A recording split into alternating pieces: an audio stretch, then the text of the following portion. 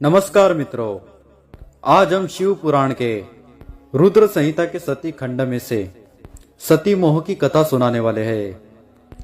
एक समय की बात है, भगवान रुद्र वृषभ श्रेष्ठ नंदी पर आरूढ़ हो भूतल पर भ्रमण कर रहे थे। घूमते घूमते उन्होंने दंडकारण्य में लक्ष्मण सहित श्री राम को देखा, जो अपनी प्यारी पत्नी सीता की खोज करते हुए "हाँ सीते" ऐसा उच्च स्वर से पुकारते तथा बारंबार रोते थे।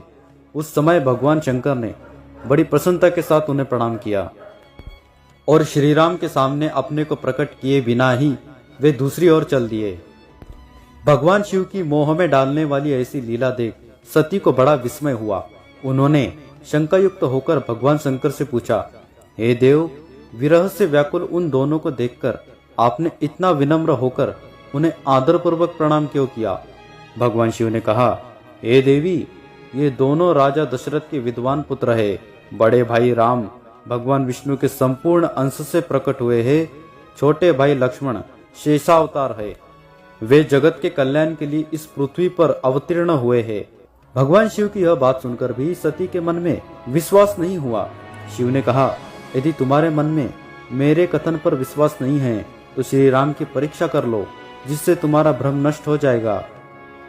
भगवान शिव की आज्ञा से राम की परीक्षा लेने के लिए सती सीता रूप धारण करके राम के पास गई।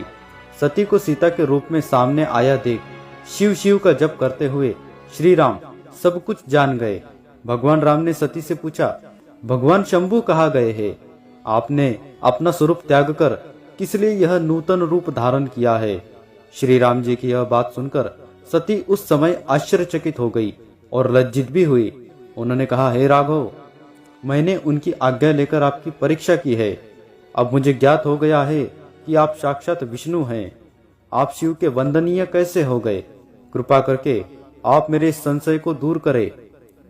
श्री राम बोले, एक समय भगवान शंभु ने अपने परम धाम में विश्वकर्मा को बुलाकर एक रमणीय भवन बनवाया और उसमें एक श्रेष्ठ सिंहासन का भी निर्माण करवाया।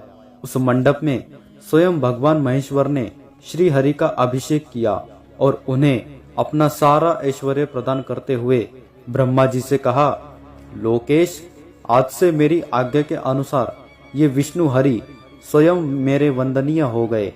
इस बात को सभी सुन ले। ऐसा कहकर रुद्रदेव ने स्वयं ही श्री हरि को प्रणाम किया। इधर भगवती सती चिंताग्रस्त होकर शिव जी के पास आ गई। भगवान शिव के पूछने पर सती ने कहा, मैंने कोई परीक्षा नहीं ली। इसके अनंतर भगवान महेश्वर ने ध्यान लगाकर सती का सारा चरित्र जान लिया। शिव जी बोले, यदि मैं अब सती से भगवान शिव विवाह से पूर्व 2 प्रतिज्ञा कर चुके थे, जिसके अनुसार यदि उनकी होने वाली पत्नी उनकी बात को असत्य मानेगी तो वे उसका त्याग कर देंगे।